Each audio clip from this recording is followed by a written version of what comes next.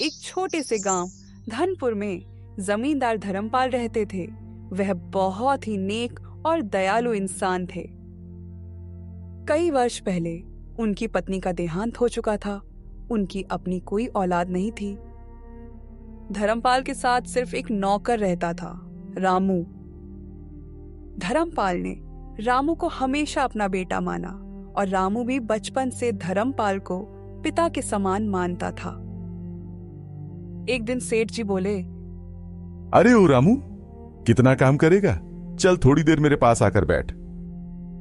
जी बाबूजी, मैं तो यही हूं आपके पास। बेटा रामू, मेरे अपने तो मुझे छोड़ गए। इस बुढ़ापे में एक तू ही तो मेरा सहारा है। तूने मुझे कभी अकेला महसूस नहीं होने दिया। बाबूजी, मैंने जब से आंखें खोली हैं सिर्फ आपको ही अपना सब कुछ माना है। आप ही तो मेरा संसार है बाबूजी। सेठ धर्मपाल का केवल एक बड़ा भाई था। उनके बड़े भाई के देहांत के बाद उनकी भाभी और उनका एक भतीजा शहर में रहते थे। रामू बचपन से ही धर्मपाल जी के घर काम करता आया है। उसकी माँ भी यहीं काम करती थी और मरने से पहले उसने धर्मपाल जी से रामू का ख्याल रखने की विनती की। माँ के निधन के समय रामू बहुत छोटा था। जैसे जैसे रामू बड़ा होता गया, उसने अपने मालिक धर्मपाल जी को ही अपना सब कुछ माना। रामू दिन रात मेहनत करता, कभी किसी से शिकायत नहीं करता।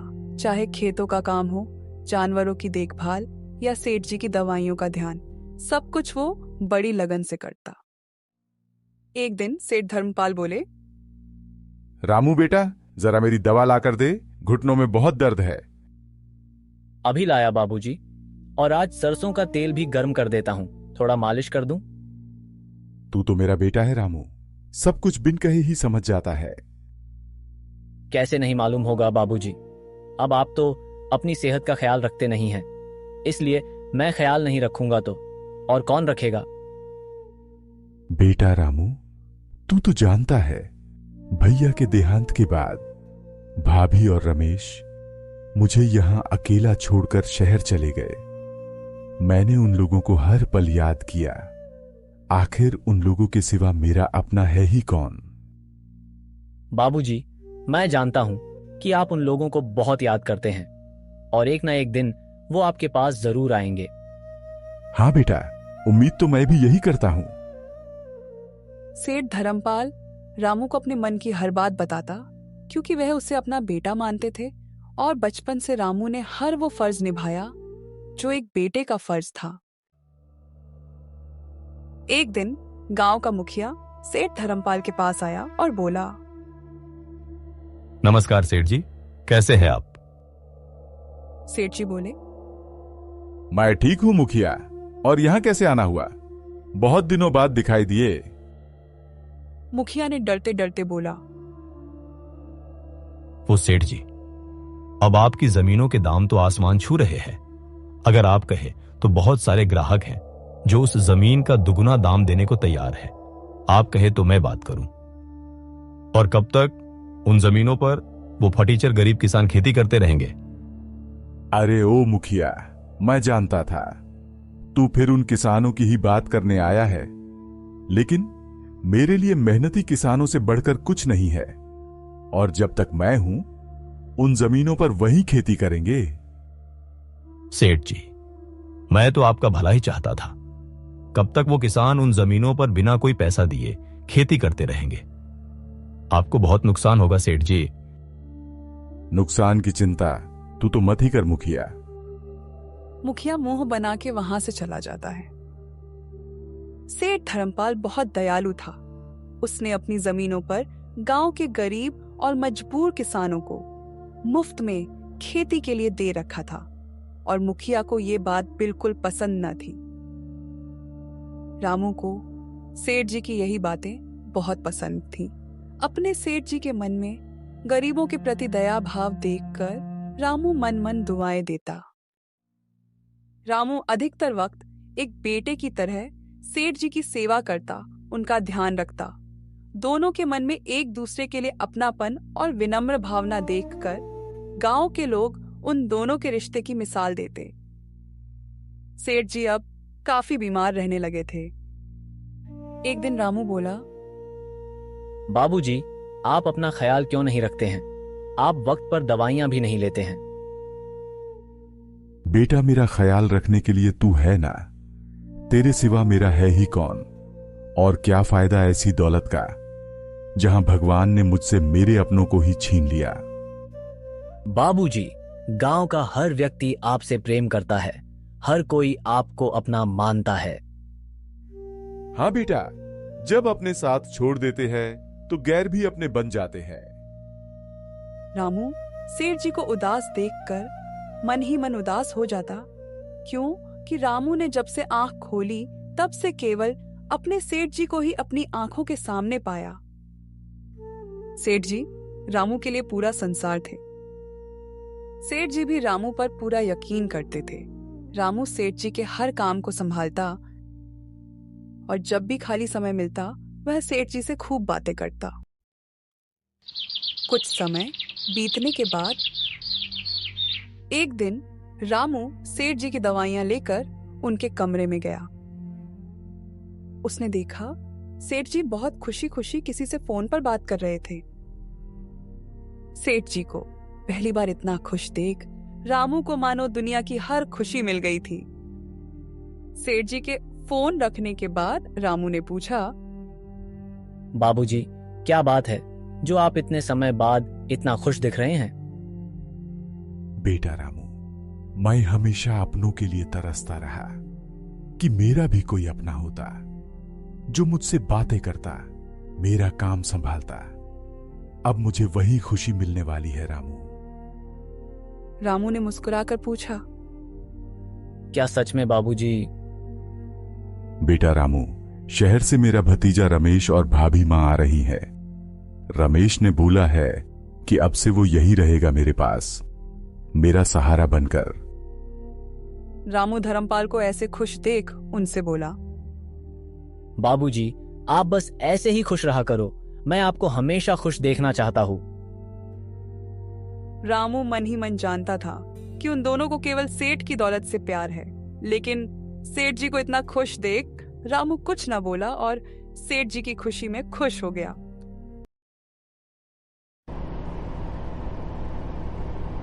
कुछ समय बाद रमेश और उसकी मां गांव आ गए।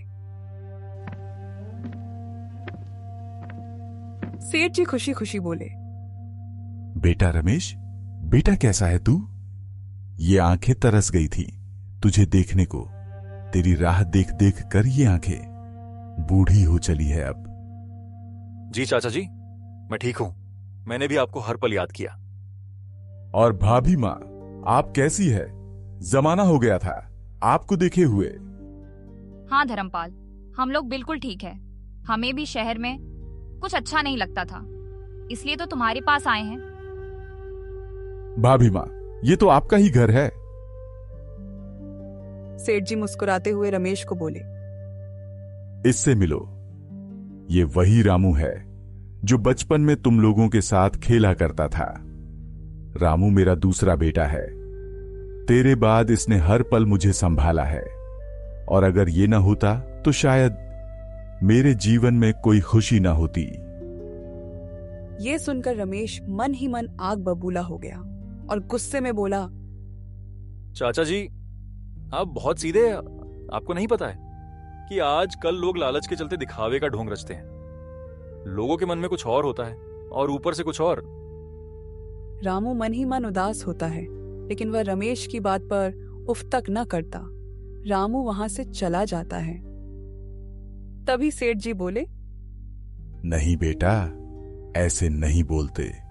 रामू ने तो मेरा ख्याल मेरे अपने बेटे से भी ज्यादा रखा है, और तू वादा कर, तू रामू को अब से कुछ नहीं बोलेगा। रमेश और उसकी मां अपने अपने कमरे में चले जाते हैं।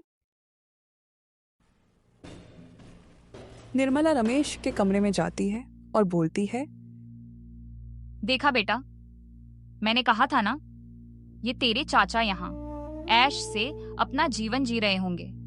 इसके पास किस चीज की कमी है, और हम ठहरे बेवकूफ जो हमें एक फूटी कौड़ी भी न मिल सकी। हाँ मां, देखा मैंने। और वो नौकर रामू, वो तो मानो मालिक बनकर बैठा है। जो वो बोलता है चाचा जी तो वही करते हैं। उसने तो मानो चाचा जी को पूरे वश में कर रखा है। हाँ बेटा, तू सही कह रहा है। इस रामू का तो कुछ करना पड़ेगा। खुद को मालिक समझने लगा है। और ये धर्मपाल तो आंख बंद कर के उस रामू पे भरोसा करता है। हाँ मां, इस रामू का कुछ करना पड़ेगा। रमेश की मां निर्मला ने कभी धर्मपाल को अपना नहीं समझा। उसे बस उनकी दौलत से प्यार था और यही लालच उसने अपने बेटे के मन में भी भर दिया था। दोनों मां बेटे रामू के लिए षड्यंत्र रच रहे थे। तभी रामू गेट नॉक करके अंदर आ जाता है। माँ जी और रमेश भैया, क्या आपको कुछ चाहिए? आपको किसी भी चीज की जरूरत पड़े तो आप मुझे बता सकते हैं। रमेश गुस्से में बोला, अबे ओ रामू, अपनी औकात भूल गया क्या? जो मेरे सामने मालिक बनने की कोशिश करता है। मैं तेरी सारी चालाकी समझता हूं, तेरी नजर चाचा जी की दौलत पर है। रमेश की मां निर्मला बोली, और हाँ, मुझे माँ जी कहने की कोई जरूरत नहीं है। मैं तेरी माँ नहीं हूँ। मुझे मालकिन बोला कर बस। और धर्मपाल तो बेवकूफ है जो तुझ जैसे नौकर पे अंधा विश्वास करता है। इन सारी बातों ने रामू के दिल को छलनी छलनी कर दिया था। फिर भी रामू ने कोई जवाब नहीं दिया। रामू चुपचाप वहां से चला गया।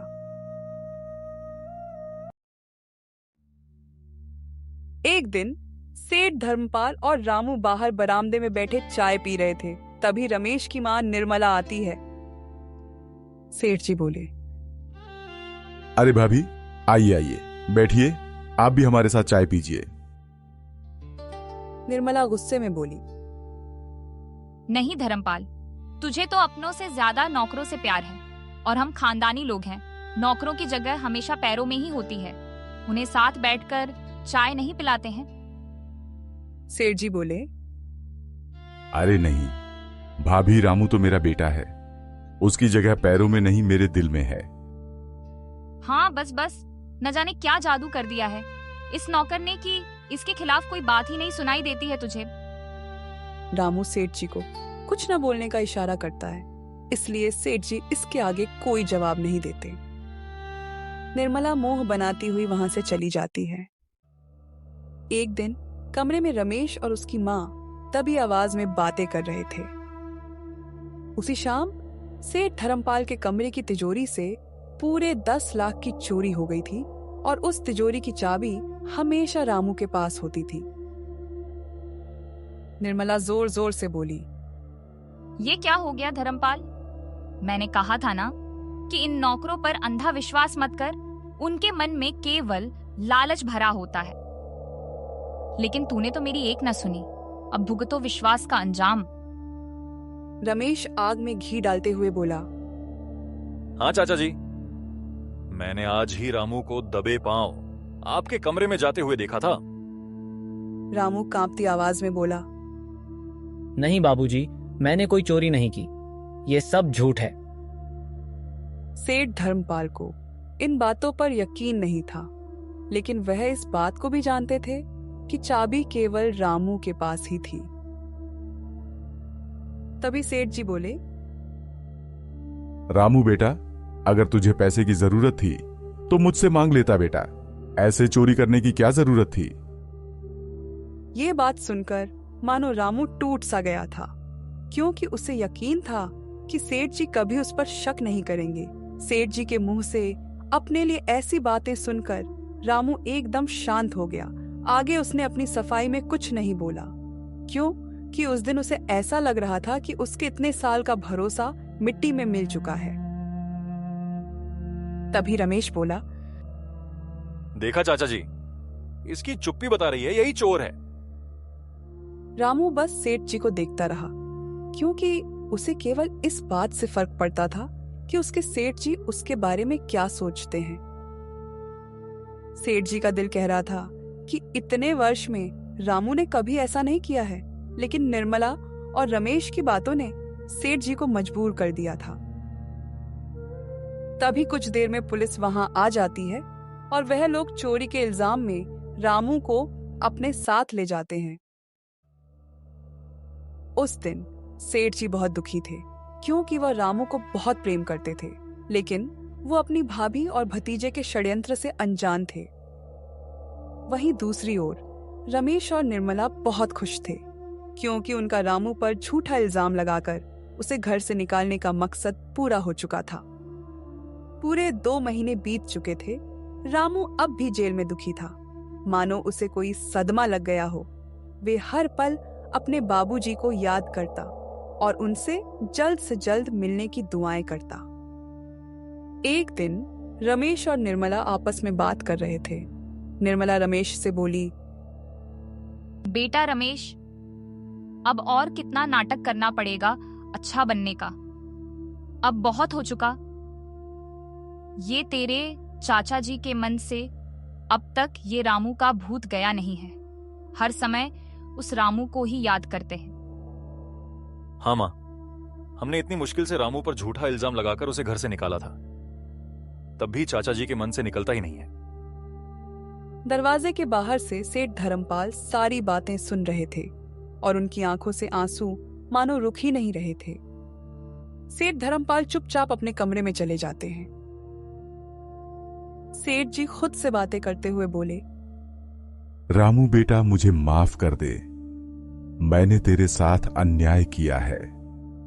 मैंने उन लोगों की बात का यकीन किया जिन्होंने मुझे कभी अपना समझा ही नहीं था, और तुझ जैसे बेकसूर और हमेशा मेरी फिक्र करने वाले बेटे के साथ मैंने इतना बुरा व्यवहार किया। वह ये सब बोल ही रहे थे कि रमेश और निर्मला हाथों में जायदाद के कागज लेकर आए और बोले, अरे ओ धर्मपाल, ये अब बहुत हो गया। अब हम तुझे और बर्दाश्त नहीं कर सकते, और अब से तेरी सारी जायदाद, घर संपत्ति सब हमारे नाम हो चुका है। अब तेरा यहाँ कुछ नहीं बचा है। तू इस घर से निकल। धर्मपाल बिल्कुल शांत था। ये सब सुनते ही वह सदमे के कारण जोर से जमीन पर गिर जाता है। सिर पर गहरी चोट लगने के कारण धर्मपाल की गिरते ही मौत हो जाती है। काफी समय बीत चुका था। अब रामू की सजा पूरी हो चुकी थी। रामू को अपने बाबूजी के बारे में कुछ भी पता नहीं था। रामू बाबूजी से मिलने उनके घर जाना तो चाहता था, लेकिन वह जानता था कि निर्मला और रमेश उसे घर में घुसने नहीं देंगे। रामू बाबूजी के यहाँ काम करने वाले मोहन काका के घर गया। मोहन काका रामू को देखकर बोले, बेटा, आ गया तू। महीने बीत गए थे तुझे देखे हुए। जी काका, बाबूजी कैसे हैं? वह ठीक तो है ना? बेटा, तेरे बाबूजी तुझे याद करते करते इस दुनिया से चल बसे। मोहन काका ने रामू को हर वो बात बताई जो सुलूक निर्मला और रमेश ने उसके बाबूजी के साथ किया। वो सारी बात सुनकर मानो रामू के पैरों तले जमीन निकल गई। रामू मन मन पूरी तरह टूट चुका था। उसके जीवन में एक बाबूजी ही थे जिन्होंने उसको हमेशा प्यार दिया, लेकिन अब वह भी उसे छोड़ कर जा चुके थे। रामू का बाबूजी के अलावा उस गांव में कोई नहीं था। रामू ने वह गांव छोड़ दिया और शहर चला गया। पूरे 2 वर्ष बीत चुके थे। एक दिन निर्मला रमेश से बोली, अरे ओ रमेश, तेरी ये जुए की लत हमें एक ना एक दिन बर्बाद कर देगी। सारी जमीनों को तो जुए में हार चुका है। अब बचा ये घर, अब क्या इसे भी बेच डालेगा? क्या माँ, तुमसे तो बात करना ही बेकार है। हर वक्त मेरे पीछे पड़ी रहती हो। और रही बात इस घर की, तो मेरी मानो अब इस गांव में रखा ही क्या है। इस घर को बेच के शहर चलते हैं, वही सुकून से रहेंगे। तू पागल हो गया है क्या रमेश? इसे बेच देंगे तो सड़क पर आ जाएंगे। नहीं माँ, इस बार मुझ पर यकीन करो। एक शहरी बाबू है, इस घर के दुगने पैसे दे रहा है। हम इसे बेचकर शहर में घर भी ले सकते हैं और कोई अच्छा कारोबार भी कर लेंगे। एक बार तो यकीन करो माँ। रमेश की मां घर बेचने के लिए मान जाती है। वह दोनों घर बेच देते हैं। तभी घर का असली मालिक घर में घुसता है। जिसका नाम है रामू। ये वही रामू था जो कभी इस घर में नौकर था। निर्मला बोली, अरे फटीचर रामू, तेरी हिम्मत कैसे हुई इस घर में कदम रखने की? रामू बोला, जिस घर से आप मुझे निकलने को बोल रहे हैं वो घर आज से मेरा है, और तुम दोनों ने सोच कैसे लिया कि मैं अपने बाबूजी की खून पसीने की कमाई से बनाए हुए घर को ऐसे ही किसी को बेचने दूंगा? अब मैं वो लाचार और बेबस रामू नहीं हूं। जो सुलूक तुम दोनों ने मेरे बाबूजी के साथ किया है, अब वही सब तुम दोनों के साथ भी होगा। रामू की ये बातें सुनकर दोनों दंग रह जाते हैं। रामू ने पूरे 2 साल शहर में रहकर खूब मेहनत की और आज वो इस काबिल बन ही गया कि अपने बाबूजी की आखिरी निशानी को उसने बिकने से बचा लिया। निर्मला और रमेश शहर चले गए, जहां रमेश की जुए की लत ने उन दोनों को बर्बाद कर दिया और वह सड़क पर दर दर की ठोकर खाने लगे। वहीं दूसरी ओर रामू ने अपने बाबूजी के हर वो अधूरे काम किए जो निर्मला और रमेश ने बर्बाद कर दिए थे। ये एक ऐसी कहानी थी जहां वफादारी, विश्वास और बलिदान की जीत होती है। एक सेवक अपने मालिक को भगवान मानकर उसका साथ निभाता है और समय आने पर वही सेवक उसके जीवन का सबसे बड़ा सहारा बनता है।